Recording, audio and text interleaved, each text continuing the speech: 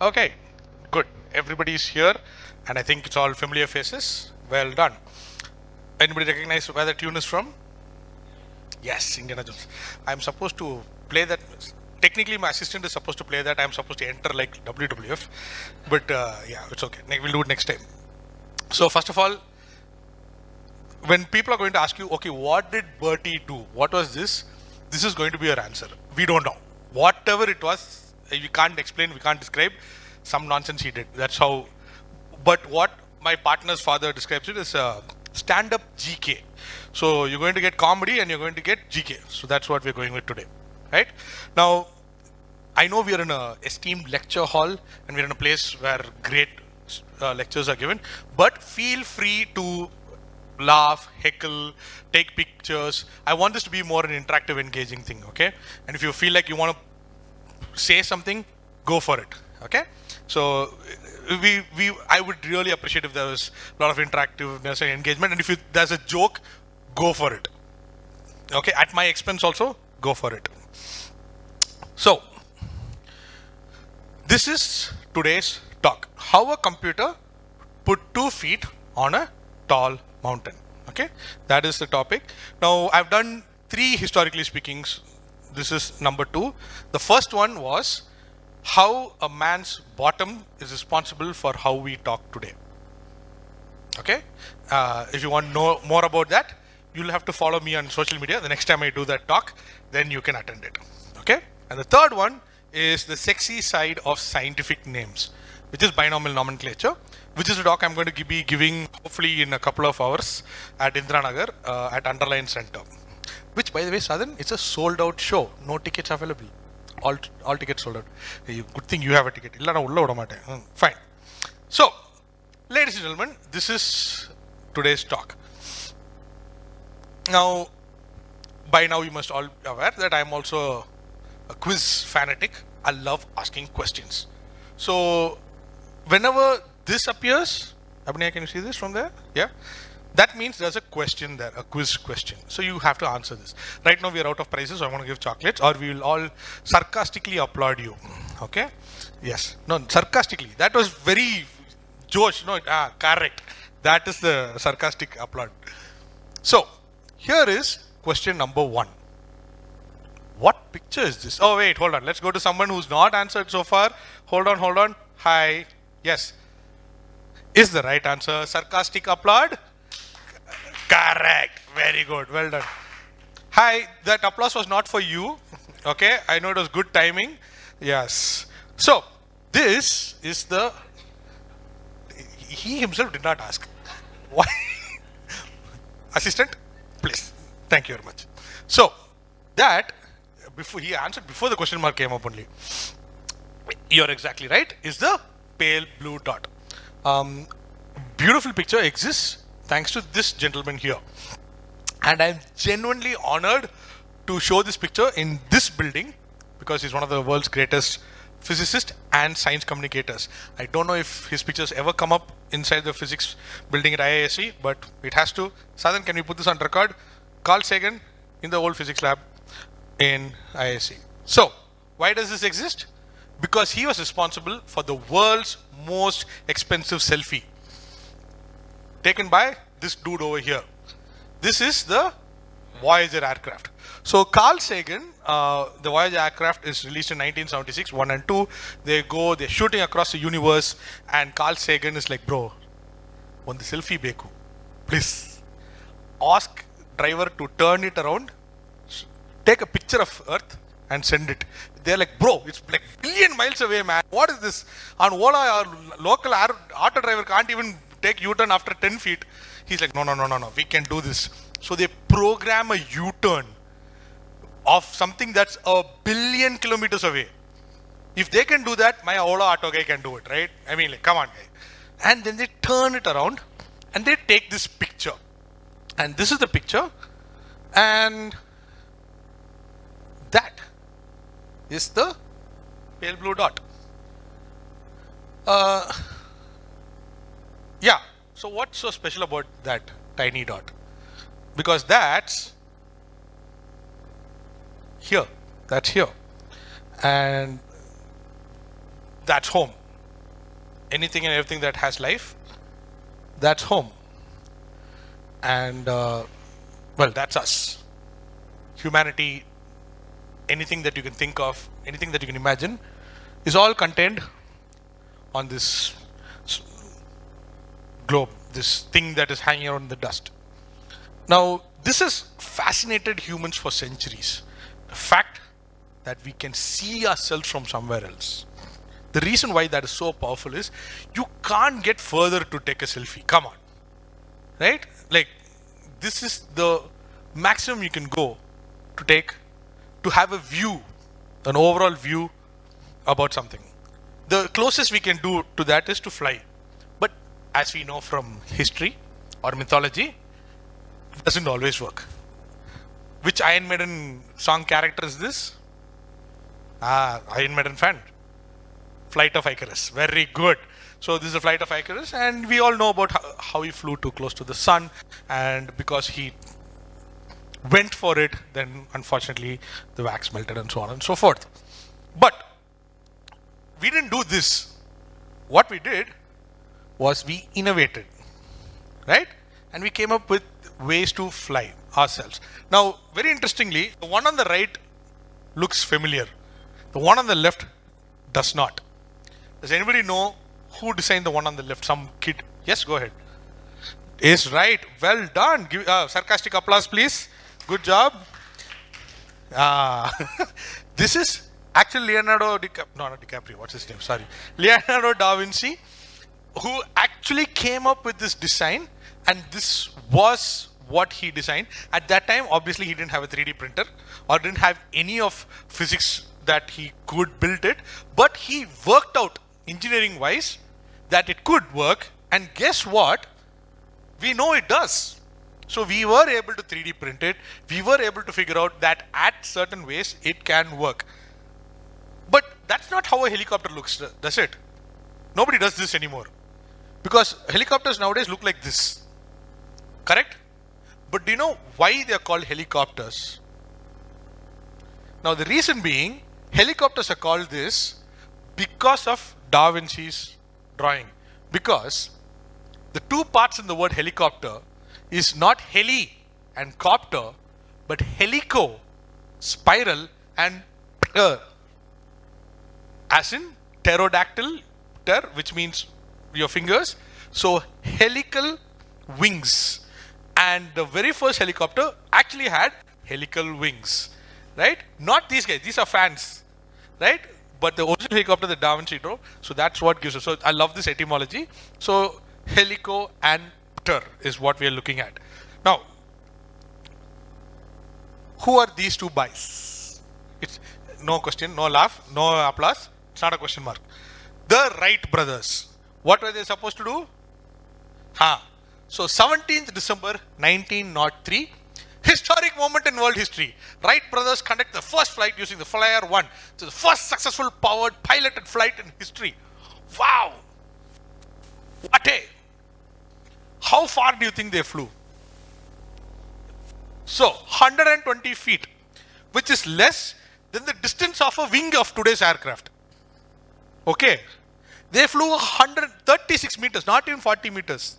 36 meters, not like from there to here. Ashte. I know people who can do long jump in two of these. Okay. So that's what they flew. And, oh yeah, by the way, guys, December 7, 1903. Make a mark of that.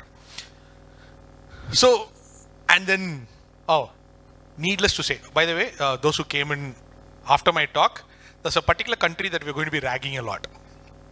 Others, what country is this? The United States of America, the oil boys. So oil boys got this information and they were like, America is the first to fly. We're the best. Of course, we took off. Watching all of this was this dude. His name is Richard Pierce. Look at that thing. And what's the date? 31st March 1902. Now, those who are weak in history, is that before or after 1903? By how much? More than a year. A year before the Wright brothers took off, this man took this and flew. But he had very high standards. He promised himself that he would not call it flight unless it flew more than 1 kilometer. He was like, it's gliding. If I have to call it flight, it has to be more than 1 kilometer. Now, legend has it, and also we do have records, that he actually flew more than 100 feet, flew more than like 120, 130 feet. He didn't reach 1 kilometer. 1,000 meters did not happen. But he did do 200 meters and 300 meters. Remember how that aircraft looked? You all know how the Wright brothers look. Look at this. Which one looks more like modern aircraft? Because he had a better design. But because he had higher standards, he did not talk about it. He did not tell people about it.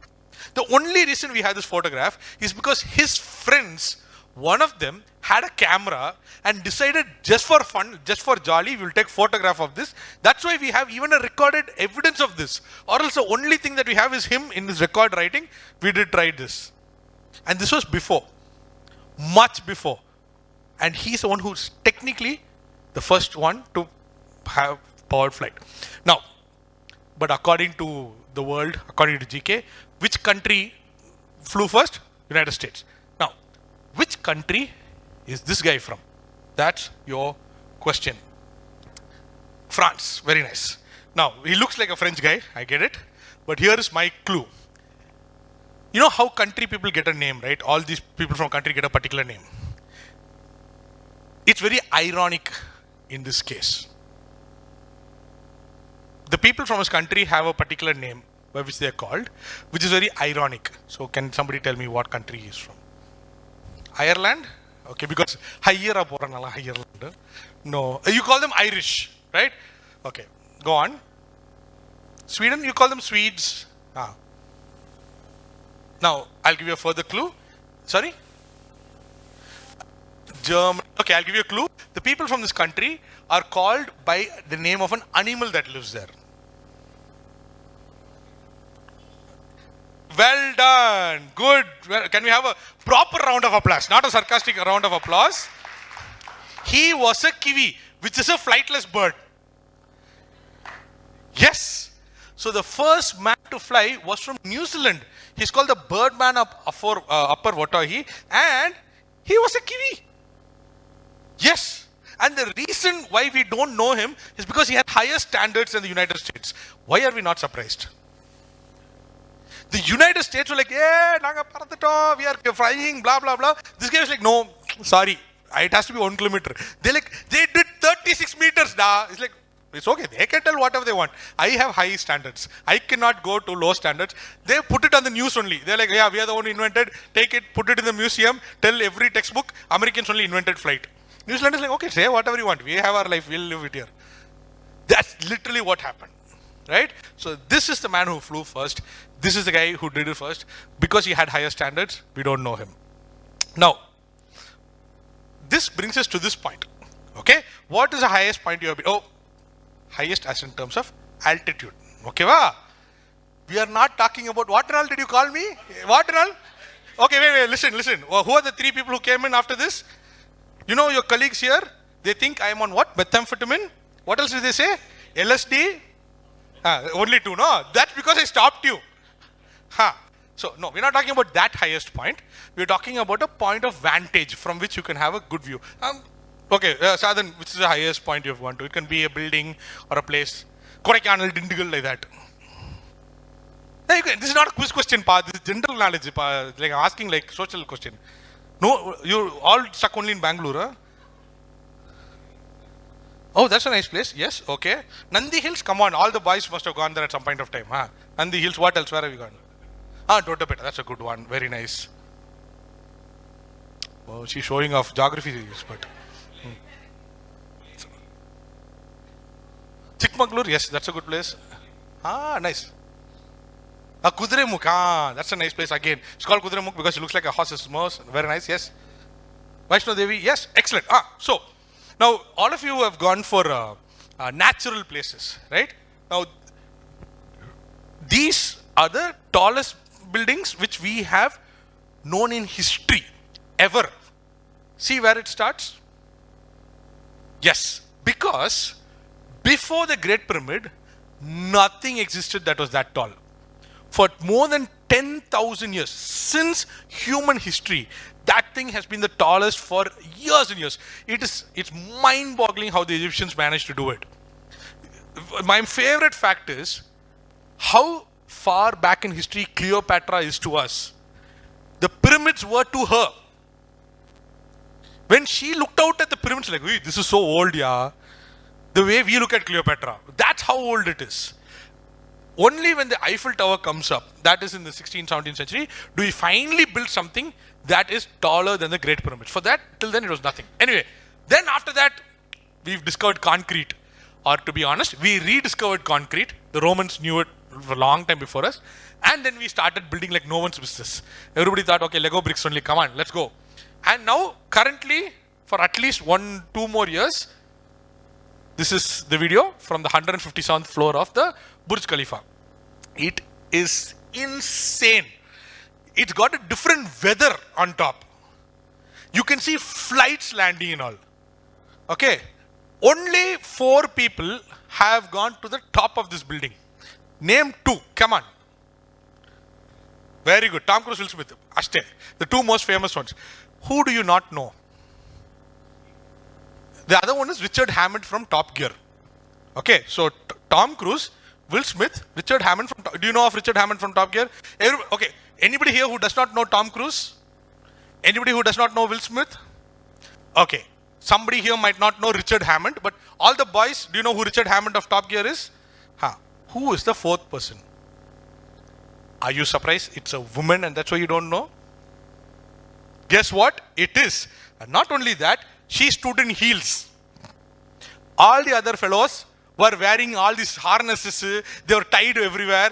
Look at it. That's not a stunt lady. That's an air hostess. She's just jolly standing there and going, hey man, juice beka. No, he is sitting on top. He didn't stand. She is standing on top.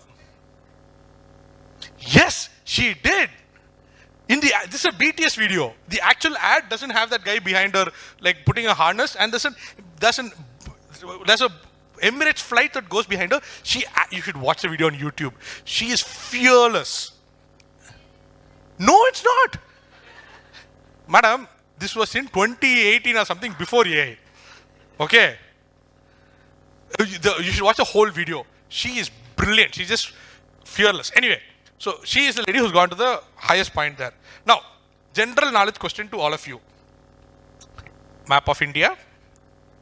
What is the highest point south of New Delhi in terms of altitude? We already heard Doda Beta, Nandi Hills. Come on. What's the highest point south of New Delhi? Kudromukh, somebody said.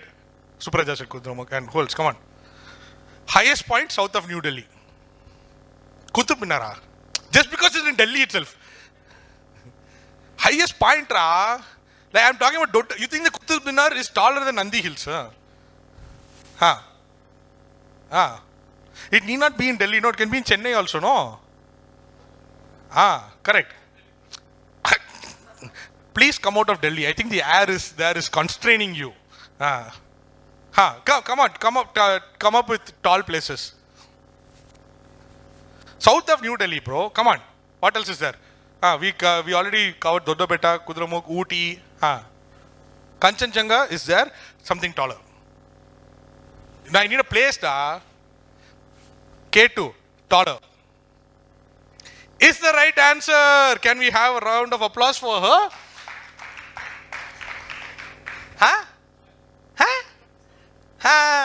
It is 1 degree south of New Delhi. Okay. New Delhi is 28.6 degrees north. Mount Everest 27.9 degrees north. It is 0.7 degrees north. See, I'm a scientist, okay? I come with credible facts. I'm not like your uncle on that WhatsApp group. Janaganamana won UNESCO Best Award and all. No. You have to give facts. Okay. So this is absolutely true.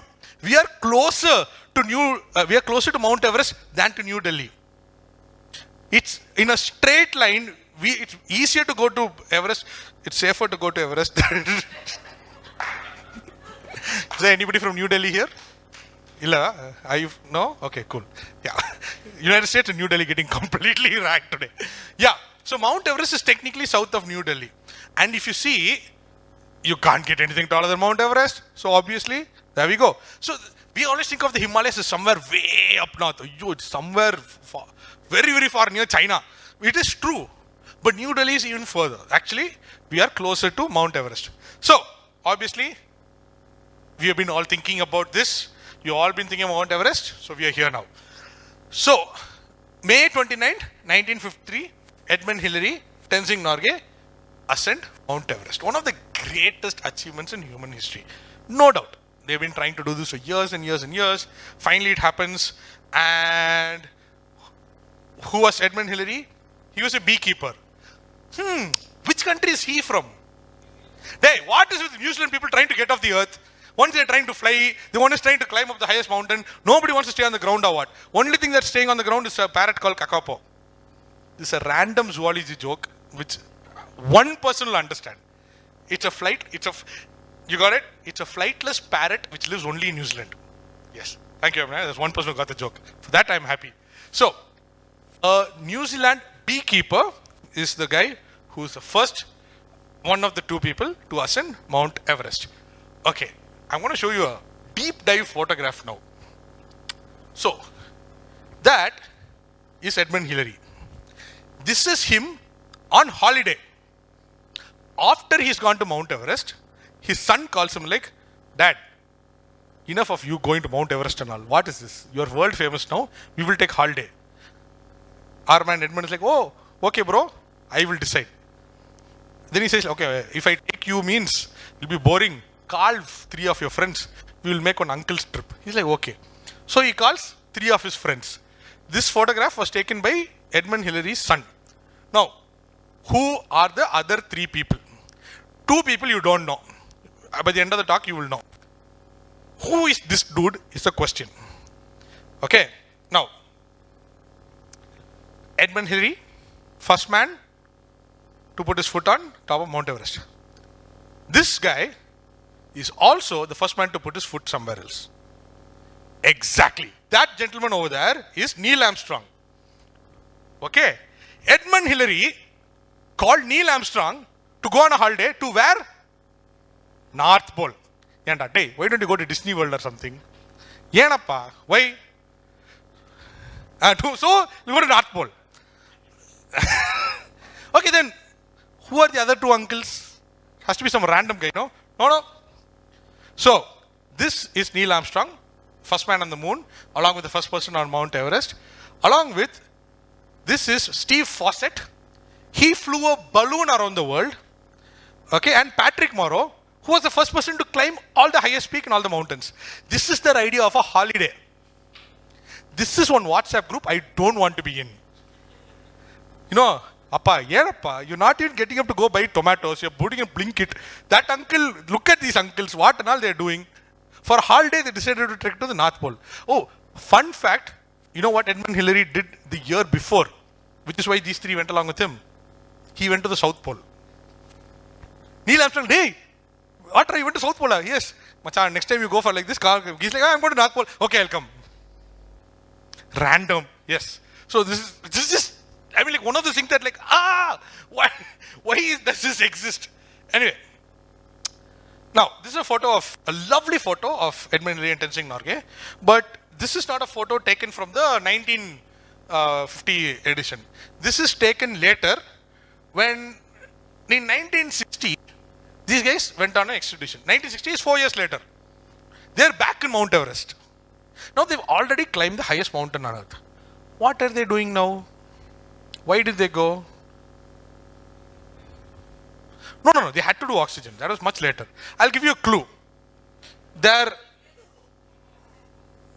snow leopards, previous expeditions. Okay. Now, I'm going to give you a clue. This is an actual map which is drawn by the monks of that area. This was a document that Edmund Hillary submitted as proof for funding for the expedition. There is something on this that you should look at. Okay, let me bring you all to attention. Let's see who's the first person to see it. Okay, it is this. Yes, Edmund Hillary went in search of the abominable snowman. He was convinced that a Yeti lived on the mountain. He got funding from the government to go search for a Yeti by submitting that map. I know I've said this already. I am not able to get funding to do a clinical trials for genetic disorders for children in this country. Correct. Somebody give me some funding. Something. I am not going in search of the Yeti. Correct? What is this? He got funding. Look at that drawing. If I submitted that in a Nature article, what will the editor say to me? Yenappa, this is your uncle or what? Why are you drawing stuff like this? Look at how happy he looks. Yeah. That was a fully funded expedition. Oh, by the way, do you think they came back with something? Nope. Zero. So Yeti is still happily dancing over there. He's like, hey, nobody found me. We didn't find the Yeti. But on a consequent expedition to Everest, we did find something very, very cute living up there. Now, trigger warning. Is there anybody here who doesn't like spiders? I'm going to show you a picture of a spider. But I think the action you're going to be giving is not the You might say, that is the correct. Ayyo, so cute. Correct. This is the Everest jumping spider. It's the world's highest living spider, Himalayan jumping spider. Lives on top of Mount Everest, 22,000 feet. Okay, so it is genuinely one of the best Yeti-esque creatures you can find. And it's got one of my favorite, if I haven't told you, what is the topic about which I'm talking later today at Indiranagar? Anybody? Binomial nomenclature. This has one of my favorite names. Euophoris omni superstes, which in Latin means I stand alone on top of everything. Pah! What power! It's like that Gobsmack song, I stand alone. What a name, no? Just imagine your name is I am above everybody else. Fantastic. If Donald Trump knew zoology, he'll take this as a name. Yeah. So yeah, this very cute Everest spider is there. Okay, now let's get back to Tenzing. Oh, by the way, that is a photo officially of Tenzing Norgay on top of the peak of Mount Everest. Why is there no picture of Edmund Hillary? Yeah, so why did Edmund Hillary take a picture of Tenzing Norgay and not the other way around? Excellent point. Tenzing Norgay did not know how to use a camera. Okay? And Edmund Hillary said, it's fine, no problem. The only picture, let it be of you. Very sweetly said, you go stand, I will take a photo of you. This is like all those nice couples you see in that garden. New hogi. I will take photo. And then crops out everything. So, this is Tenzing Norgay, the hero. If it were not for him, our man wouldn't have made it to the top. Now, the interesting thing is, this is Ang Tarki. He was the original choice for Edmund Hillary. And Ang Tarki was known for taking all the Swedes and like all the French people. He was so good that he learnt French and he became the first author to write about his experience as a Sherpa, and he wrote it in French. He wrote it as Memoirs d'un Sherpa. And this is the first time somebody could read about how it is to be a Sherpa. Now, I have a question. One dude read this in French and then decided to make a very, very famous comic book out of it. One of my favorite in a series of books. So who it is? I can see these two getting very excited. Yes, and the book? What's a book? Which book? Which of the Tintin books did he write? If he's writing about a Sherpa, it has to be, well, Tintin in Tibet. That is the book. Okay? So, Herge, who is the Belgian author, he read Memoirs d'un Sherpa in French, which led him to learn about how Sherpas live, and he named Tarke, who is the Sherpa in the title book Tintin in Tibet, and named him Tarki as a reference to the mentor. Because Ang Tarki was the guy who told Edmund Hillary, I am too old for this. I've got another guy called Tenzing Norgay. You can take him. And so So basically, the Tarki in Tintin is a reference to Tenzing Norgay's mentor. Right. Now, May 29th, 1953 is when they achieved summit. Now, something happened on June 2nd, 1953. Okay? Just 3 days later. What happened on June 2nd, 1953, which the world was talking about? No, that was 1969. 1953. I'll tell you, you guys probably didn't know this, and there's no reason you should. It's very stupid. It is Queen Elizabeth becoming Queen Elizabeth. Till then, she was princess. Okay? Now, 1953, just after World War II. Britain is in shambles. They have used up all the money for the war. They are running on food rations. They wanted some good news before proclaiming, because the paper is going to be all about, oh, we have a new queen, long live the queen, all that stuff, right? You can't have a paper full of, yo, people are dying, we don't have fuel, there is no coal, and then say, hey, we have a new queen. So what they wanted to do was to tell that the British conquer Everest. Excuse me, what? One New Zealand guy and one Nepali guy did it. Correct? What is the British conquer? Below that, New Zealand beekeeper flags his. This is the actual paper. What does it say on top? Coronation Day. Right? So they wanted some good news. Yeah, come in. So they wanted some good news to make the article, a little bit of positivity. Right? So that news has a great story to it. Sad, but true. Random Metallica reference there. Story. So it is about this guy called Ten Swang Sherpa. Who is a Sherpa? We'll call him the Nepalese Phidippides. Does anybody know who is Phidippides?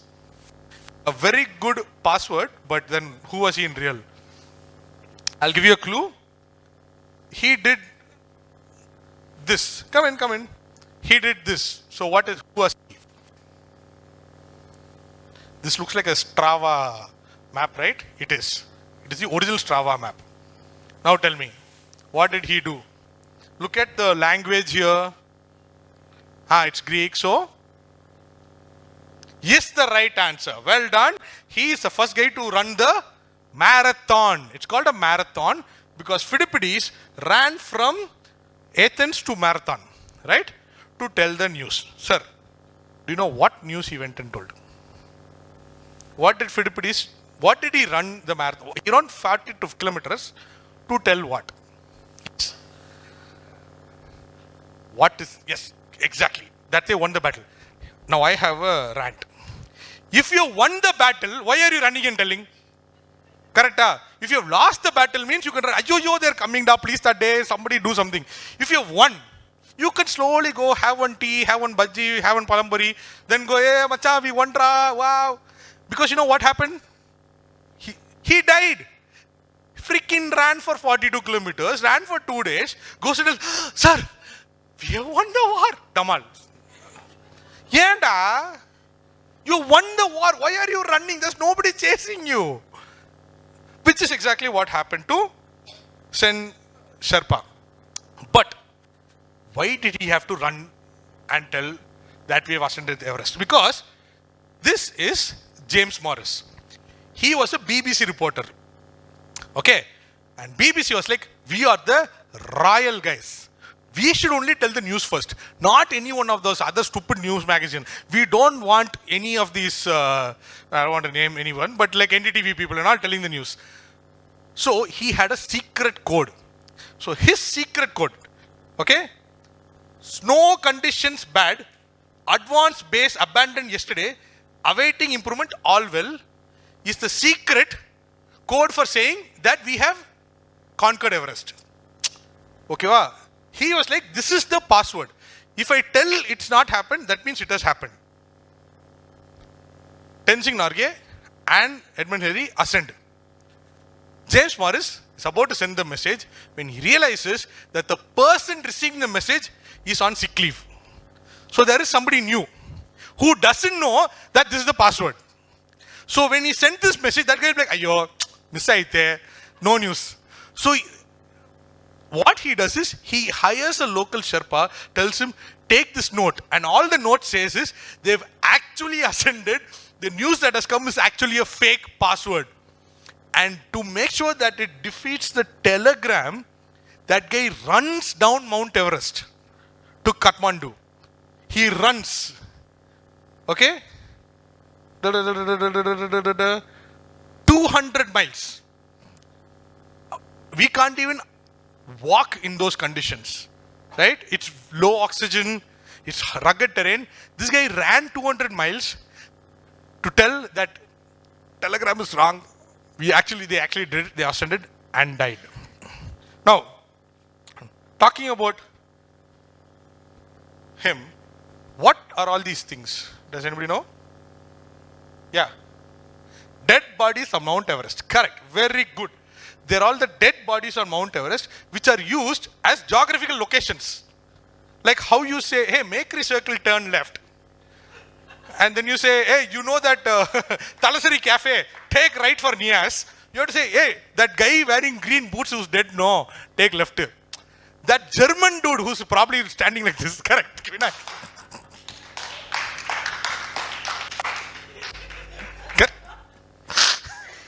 Yeah, correct. I did not see that coming. So, that is where, so they were used as geographical locations. Because it doesn't make sense to bring a dead body back. You're losing energy, you're losing all that. So you just leave it there, use it as a geographical marker like Google Maps. Now, the reason being, because it is horribly tough to ascend Mount Everest. It's got like, look at this. The yellow is the number of people who have died. Okay. Nepal, the number of Sherpas who have died.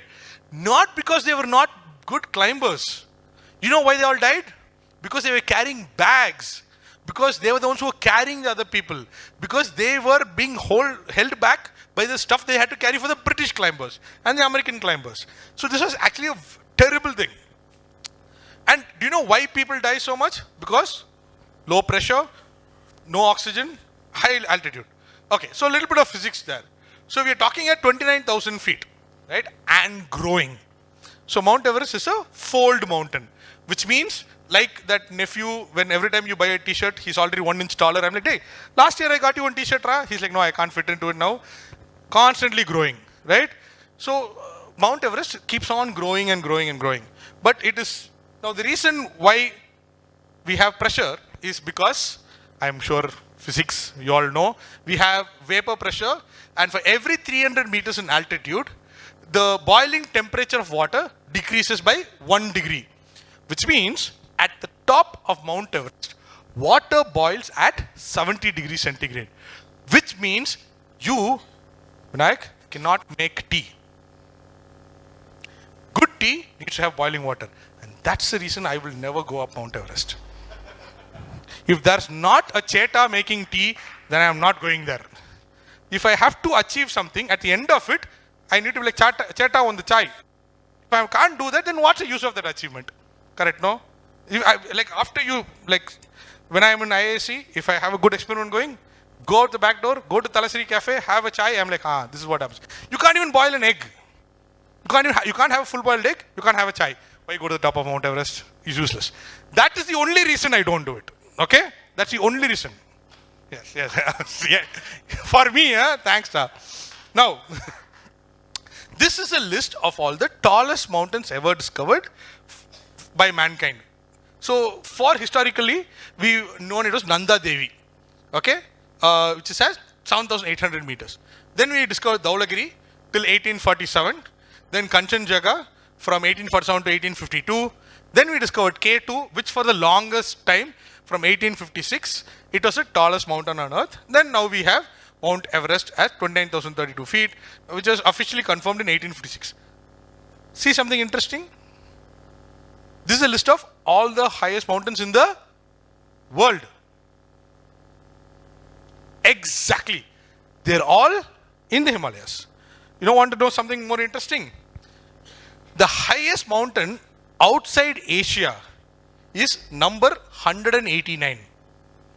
The top 188 tallest mountains in the world are all in the same region because of the fold mountain, because of the Himalayas and the Hind Kush, right? You have to go to 100. This is basically like looking for a non-Indian name in the spelling bee competition in the United States. Half the time the judges are giving prizes like, Bacha, I can't spell your name. What? Venkat Subramanian. Okay, fine, no, give first prize. Jaden, you are third. So, the tallest mountains in the world are all in Asia, right? Now, you're all very nice people. You're very sweet, and I see that you have not checked your phone and you didn't Google, because remember that question I put up, which is the highest mountain south of New Delhi? It's one of my questions from a lot of people doing when I did a quiz in the lockdown. A lot of people like, how do you make sure that somebody's not Googling, right? So that question is a Google catch. A question that I design to discover if somebody is Googling, because a person who wants to Google that fact will Google highest point in South India. That's how you would do it. And if you had done that, you will land up with this. So Anamudi is the highest point in South India. So whenever I do that question in a quiz and somebody puts Anamudi, we know that they have Googled, right? Now none of you told this answer, which is very sweet, which means you're both geographically very bad, but ethically very nice. So very good. I like this crowd. Now, Anamudi is the highest point in South India. This is the highest point in Chennai. Anybody knows this? Anybody from that area? St. Thomas Mount is the right answer. Lovely place.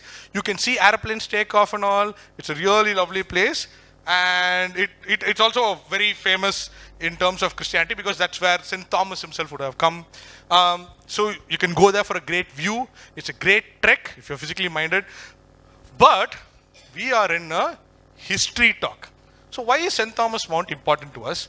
Because in this place, right here, at the start of this, the greatest project in history was started. And that is this. Not the GPS, sorry. It is the GTS, the Great Trigonometric Survey. Okay? Now, India, nobody knew how big it was. Nobody knew where it started, where it ended. Basically like that uncle in WhatsApp right now. Yeah, Arunachal Pradesh, China is taking it, that types only. So the British are like, no. We need to find out where India starts, where it begins. So they started the most audacious project in history. Map a whole country using mathematics. Right? 7th largest country in the world. Map it using mathematics. And that job was given to the oh, you jumped ahead. But okay, we'll come there. So, this is a random screenshot of world's greatest explorers. Okay, Magellan, wonderful guy who traveled around the world. Marco Polo, he was such a good explorer. We are actually playing a game in school only called Marco Polo. Nellie Bly was the first woman to be part of the Royal Geographic Society, because she visited so many countries that society was just like, oh, only men can travel, women can't travel. She traveled 3 times more than all the men. They had to give her a spot. Amerigo Vespucci was one of the first Italians. America is named after him. Christopher Columbus, nobody knows. He Columbified, landed somewhere, thought it was some other country, and now American is like, oh, we are celebrating a day in his honor. By how? By getting lost. Your entire country is lost only. What are you talking about? Okay, we already know Edmund Hillary, Francis Drake, Hernan Cortes, Ibn Battuta, great mall in Dubai, but it's named after one of the greatest explorers of all time. Vasco da Gama, Jacques Cousteau, Amelia Earhart, James Cook, Francisco Pizarro, and Roald Amundsen, who went to the poles. What connects all of them? Geography. Right? They all discovered countries, continents, places, rivers, everything. They're all geographers. But who discovered the tallest mountain on earth? It should be a geographer, right? It should be an explorer, right? All that list of people who traveled, who explored, who were geographers. No. The person who discovered the tallest mountain on earth was a mathematician. Right? And that mathematician is this dude. Radhanath Sikdar, born 5th October 1813 in Kolkata, Bengal Presidency. Now, all of you, think back. In school, you had that one annoying classmate. Ma'am, you forgot to ask us about our homework. Hey, yeah, ma'am itself forgot. Why are you asking? The other guy like, ma'am, you said today there will be surprise test, no? Hey, yenappa. All of us had that classmate. This flow was that guy. Okay. He was born in 1813. In 1832, he had read all these books. He had read Euclid's Elements of Geometry, the Treatise of Fluxions, and now the first two, already it's crazy. Okay. Sadhan, 32 to 39, how old is he? Put on fast kanakno, huh? 19, huh? By 19, he's read geometry, fluxions, but why is this important? This is Newton's work, which some of the greatest scientists at that time couldn't even understand. But why is this important is, he was the second person in India to read it. He was only the second person to read it. Do you know who the first person was? The first person was the person who ran the library in Kolkata. He wanted to know what it was about, so he took it in. So technically the first person to read it is this guy at the age of 19. He read the Principia Mathematica at 19 for jolly. It was not in syllabus. At 19, all he had to read was whatever in his textbook. No. I will read the Principia Mathematica, which still hadn't even become textbook syllabus. Annoying fellow. So, thank you. We get to the Great Trigonometric Survey of India, where, aforementioned Mr. George Everest decides to give him a job. Okay, so they realize that this dude is phenomenal. Man's mathematics is way a level. So he gets a job at the Great Trigonometric Survey of India in December 1831. Okay, as X with a salary of 30 rupees per month. Okay, which is a huge amount at that point of time. So what was his job title? Okay, that's what I'm going to ask you. What was his job title at the Great Trigonometric Survey? I'll give you a clue. This thing came out in 1833. 2 years after that. What is this? So what is it? It is the Babbage computer. This is the world's first computer. It came out in 1833. This person who looks like Santa Claus is aforementioned George Everest. Okay? He is the one who says, we will start this at the Survey of India. And his job is, we are going to map India using mathematics. And they have discovered our hero, Sikdar. So they give him a job. Okay? And this is the official scan from the job letter. An account of the table used for reducing barometrical observations taken in the Survey General Office, Calcutta by Babu Rajnath Sikdar, Chief. That's his job title 2 years before something called a computer is invented. So who was the first computer? The computer is named after him. He became chief computer in 1831. Babbage invented the computer in 1833. Computer in its original term means somebody who computes. He was so good, he was not a normal computer, chief computer. Right? And this formula he came up with when he was 18 years old. So they give him a job. Okay. Now, George Everest is like, bro, excellent. Let's start the mathematics. George Everest is like, I am going to retire. So he puts this guy on the job. This is Andrew Scott Waugh. Okay. He's the young, cool dude. He's like, I've got it. So he's a guy who lives inside this place. And then he's like, I will take care of Sikdar. George Everest is like, he's a very valuable guy, valuable asset, don't let him escape. So Waugh and him become good friends, and then they start work. What is that work? You go to 3 different places, you measure the angle, go to different spots, and using Sikdar's fantastic mathematic knowledge, whatever, then you calculate the height of the mountain. So this is kind of an idea how it works. Okay, simple to us retrospectively, but at the time it was mind-blowing. Right? Now, thanks to these really bad scans from the Archaeological Survey of India. I'm genuinely, okay, like they need to get my mother's phone is a better scanner than this. I don't know why they have this in the archives. Anyway, so they use terrestrial refraction, bending of light, blah, blah, blah. He does all of this. And Sikdar one day puts all of his papers. He's sitting in Dehradun in his office, and he's got his pencil, and he's making calculations, and he's doing all the things. Okay, and then he comes up with an answer.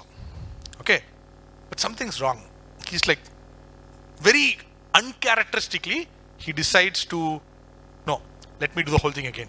Crumples up the paper, puts it in the bin, takes the whole thing, starts from the top. Calculation, calculation, calculation, 3 different angles, blah, blah, blah, blah. Gets an answer.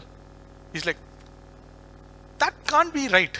Okay, I'm running out of coffee or whatever Bengalis drink at that point of time, I don't know. Anyway, so he's like, no, we'll stop this. Fresh, okay? Have a sip of tea, coffee, whatever, come back, take all this. It's on. He's like, damn, it's true. And a mathematician sitting in Dehradun takes his papers and his pencils, runs into Scott was office, almost. And then he shouts, sir, I have discovered the highest mountain in the world. Not a geographer, not an explorer, a mathematician with a piece of paper runs in and says, that is the highest mountain in the world, tallest mountain in the world. And Scott was like, damn dude, let's give it a name. And they're like, who's the guy who gave you a job? Who's the guy who's responsible for all of us? So we'll name it after him. And that's how it, now, fun fact for you, I have been to the top of Everest Peak. But I told you, not that one. This is Everest Peak in Mussoorie. You can take a share auto all the way to the top. That's what I did. Yes. It's called Mussoorie Great George Everest Peak because George Everest lived there. That's right.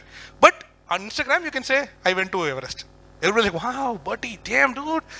There's a very nice noodle shop outside his house. Very good egg noodles I give. Anyway, so this is in Mussoorie. There's a great photo I have. This is a photo you can take from George Everest Peak. Genuinely, people think you are like, top of Mount Everest.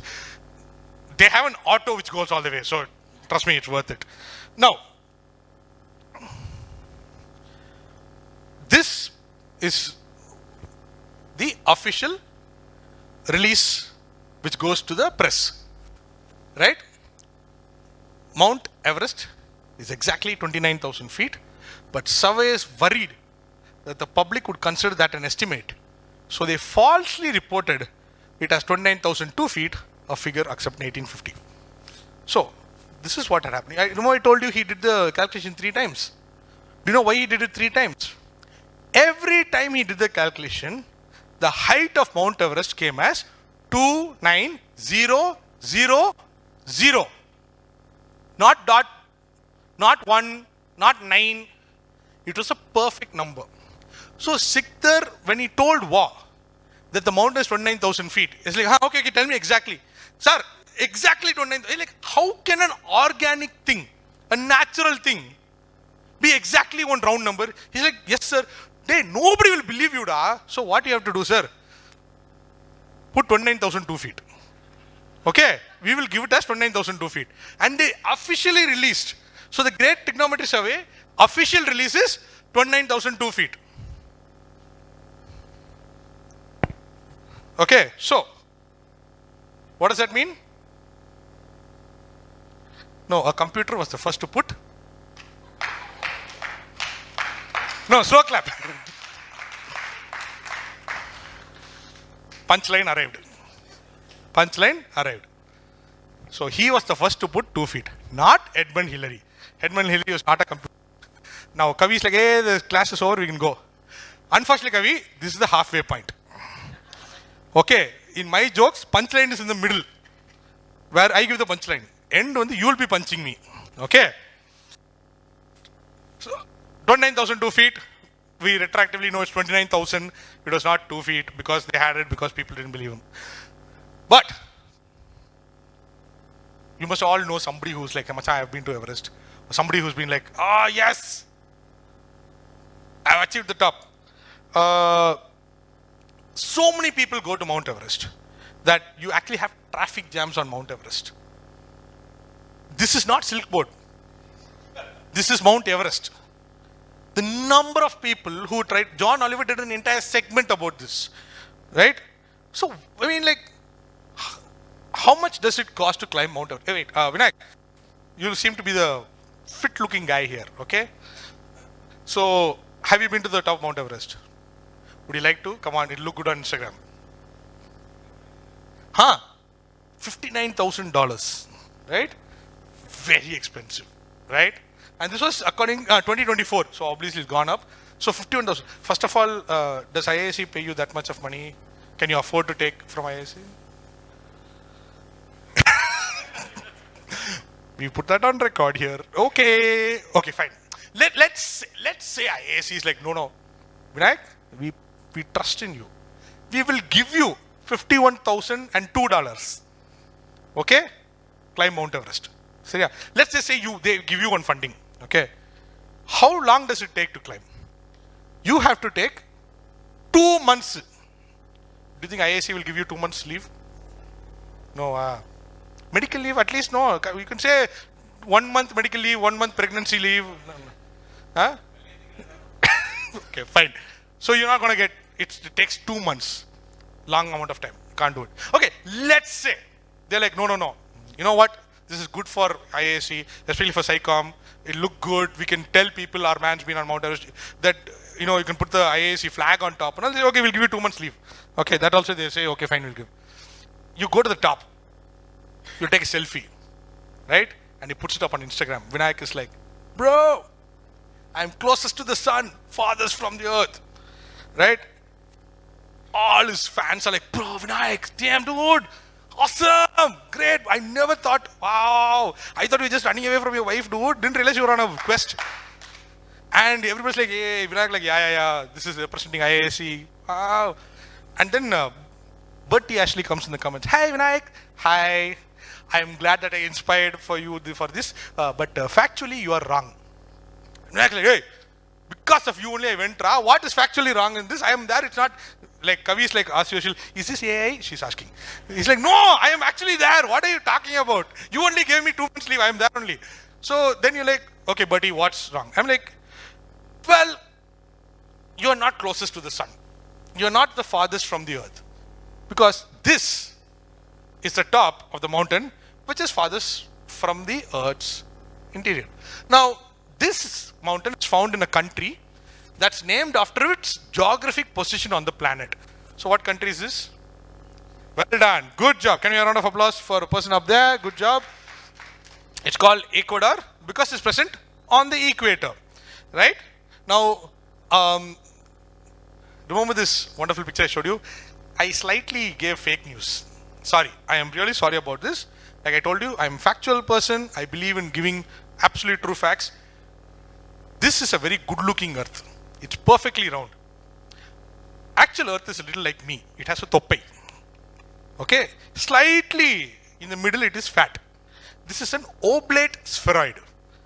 Okay? This is to prove that beautiful natural things are slightly round in the middle. Okay? If you're a perfect person, then no, it's not natural. No, it's not. Now this is because how the earth is because of gravity and it spins.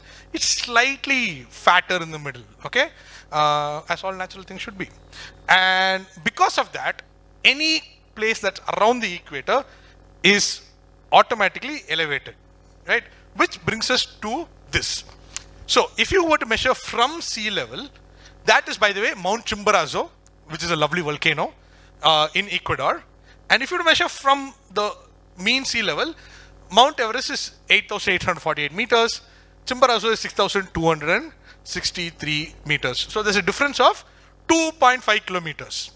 Okay? But if you were to measure from the center of the earth, Mount Everest is 63,000 kilometers from center of the earth, whereas Chimborazo is 60,844. So it's 1.8 kilometers taller when measured from the center. Basically means the top is further away from the center of the earth and closer to the sun than Mount Everest. Okay? And it's a beautiful, beautiful volcano in Ecuador. And it's just fantastic. And Vinayak, check this out. 7 to 8 hours to reach the summit. Okay? That's all. You have to take like 4 days off. Okay? And in 7 to 8 hours, that's basically the amount of time you spend coming from Whitefield to here. Okay? So in that time, you can go climb a highest mountain. And I checked, make my trip. From Bangalore, how much is 1,22,000? IAC will give you easily for that. That is not much at all. And to climb that mountain, you need only $395. You can do on crowdfunding and you can go. Okay, IAC can easily take care of you for this, right? So it's much cheaper, takes much less time. Very good.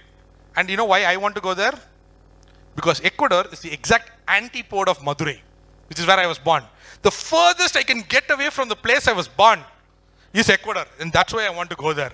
If you were to go to my house, drill a hole right down the middle, I will land up there and push all my neighbors inside. So it's the exact antipode. Oh, fun fact, physicists out here or here, if I were to dig a hole from Madurai, my hometown, all the way down to Ecuador, and I jump in, forget the fact that there's a mantle, there's a liquid core. If we have just gravity acting normally, how long, yes, you'll keep going up and down, but how long will it take for me to reach the other end of the earth? The other end of the earth. Directly, if only gravity was taken into account. Give me a number and a time. Come on, randomly you can say whatever you want. This is not a quiz question. 2 days, so 48 hours. Anybody else? She says in 48 hours, I will reach the other end of the earth. Anybody else? You think it will be less or more? Much less? How long do you think? 6 hours. Okay. Few hours. Okay, 2 hours. You're very close. We are looking for a particular number. It's my favorite number in the universe. 42. It'll take exactly 42 minutes. Okay? And that is a fantastic answer to the universe, everything in life. If there's anybody here who reads Douglas Adams, you will know that there's a reference to the number 42. If you were to use physics, it takes exactly 42 minutes. Right? IAC has now sponsored Vinayak. And he gets to the top of Mount Chimborazo. He's like, that idiot Berty, last time I put up an Instagram post, he made me do this. He's like, standing on top of the tallest mountain on earth. All of Vinayak's fans are like, hey bro, man, dude, amazing dude. How did IAC give you 2 times, they give you time off to do all this, huh? How, what? So fit, you are amazing. And Vinayak is like, yeah, thank you so much. I'm great, very good. And then after some days, I'm like, hey, hi Vinayak, congratulations. I'm glad IAC helped you. So good, I inspired you. Sorry, factually you're wrong. Hey, why Vinayak gets angry at me? What is this nonsense? What is wrong here? No. Yes, you're standing on the point which is tallest away from the center of the earth or closest to the sun. But you're not standing on the tallest mountain on earth. And neither were you standing on the tallest mountain on earth when you went to Everest. He's like, then what? Because that mountain is this. Okay, this is the tallest mountain in the world. It's the tallest mountain in the world because 3/4 of it is buried under the water. Right? Now this is Mauna Kea. Now, technically we see only 4,200 meters. But the whole thing is 10,200 meters. Meaning it's 2 kilometers taller than Mount Everest, if the whole height. Right? So here is a question. Where is it? Which is the only American state that has no straight lines? Is the right answer. Well done. Good job. Round of applause for them. It's in Hawaii. Basically, Hawaii is built around Mauna Kea. So the tallest mountain on earth is in Hawaii and it's in the middle of the Pacific Ocean. So if you are a fan of astronomy and stargazing, it is also the home to this. Right? It's dark sky. There is no pollution around and that's the actual observatory. It's a beautiful, beautiful place in the middle of the Pacific Ocean. And the Americans were like, wow, it feels like we're close to the stars. So what do? They built 7 of these. 7 observatories. And I'm not joking, they have a Starbucks there also. I'm like, hey, yenappa, one place you leave. Vinayak. No? 7 to 8 hours round trip. Not to summit. You can go up and come down, which is less than going to Whitefield only. Okay, and I checked. Okay, time is 7 to 8 hours, and I checked on Make My Trip. You get a to and fro package to Honolulu from Bangalore, 1,51,000. Ashte. And you also get, well, 0 activity says, but you will have 3 nights, 4 days. Full trip to Hawaii you're getting. So it's cheaper, and you don't even have to walk. There is a jeep. You sit on the jeep, 45 minutes you'll go to the top of the tallest mountain on earth. Vinayak is like, this is completely doable. So he goes to IAC, he's like, hi, this time I need only 1,50,000, 3 days, 4 nights only, ashte, and give me about $45 to go give to the jeep, the Cheta. We'll go to the top. Our man goes to the top. And he's like, standing up the tallest mountain on earth. And then he gets a message from Berty Ashley saying, you are correct. Well done. Finally. Congratulations. Everybody's like, yay! Vinayak, super. Congratulations. So what we're coming at is, so if the tallest mountain on earth is a definition that's very loosey-goosey, like how do you define that, right? So by altitude, it's Everest. Base to summit is Mauna Kea. But if you want to go about, closest to the sun, this Chimborazo. But our man has gone now to all 3. Vinayak is like, yeah, bro.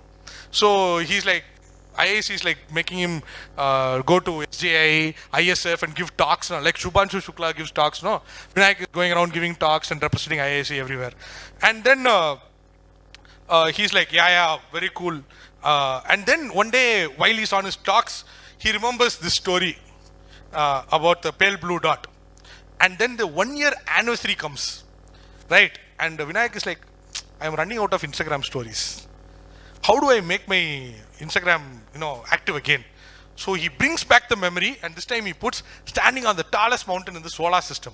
Everybody's like, hey, correct, very good. Everybody's like, again, putting lots of likes, boosting the post and all. Everybody's like, wow, that's true. Guess what? Correct. But he actually comes and says, no, bro. No, factually wrong. This is the flag of a place that we eventually will get to. So what flag is this? Can anybody tell me? So it shows how that place will change for us. So it is red.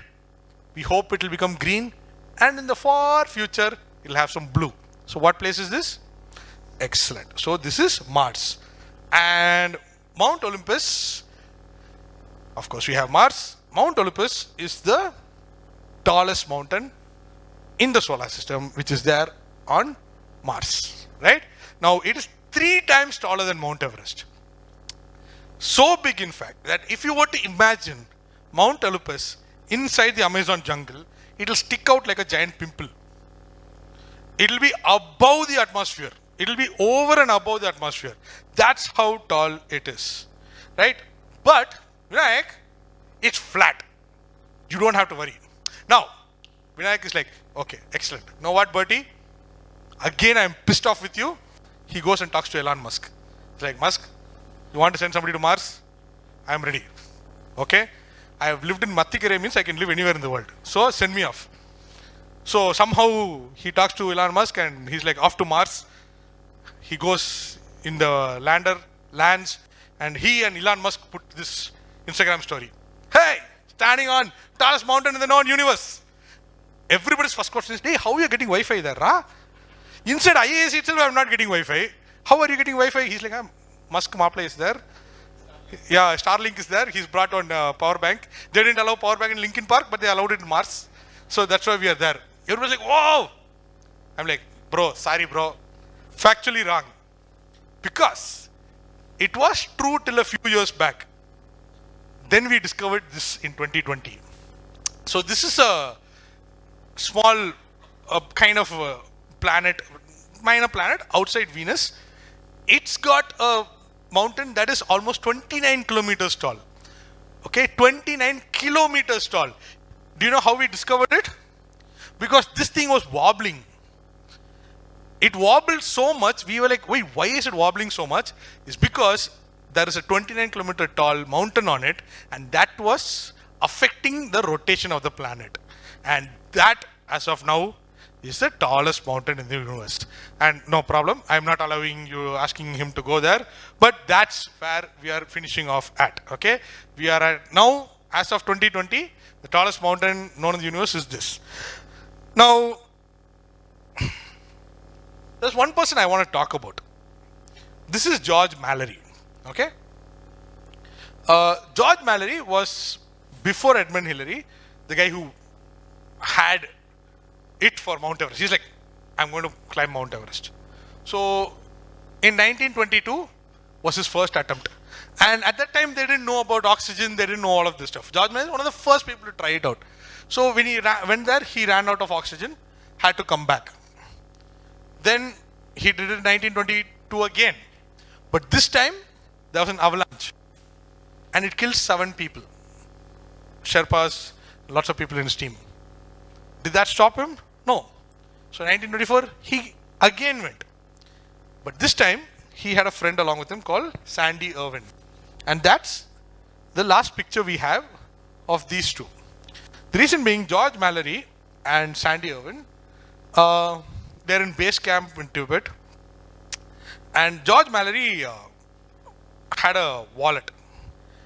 And he had one thing. He had a picture of his wife, Ruth, in his wallet, right? And his single-minded thing was, I'll summit Mount Everest, and as the lasting promise and testament to my wife, I will leave the picture of Ruth on top of the summit. That's his thing. Now, unfortunately, this is the last picture ever taken of both of them. They disappeared. 1924, it's been 100 years, they disappeared, and we have never found his remains. Now, Kodak says that the camera that he was carrying, because it's frozen in permafrost, if we were to retrieve that, we will have proof if he ascended Mount Everest or not. That's one. 2, check the wallet. Why? Because if he had died while going up, the picture will still be in the wallet. If he had died while coming down, there's no picture in the wallet. Correct? And if there is no picture in the wallet, we know conclusively Edmund Hillary was not the first person to be on top of Mount Everest. It should have been George Mallory.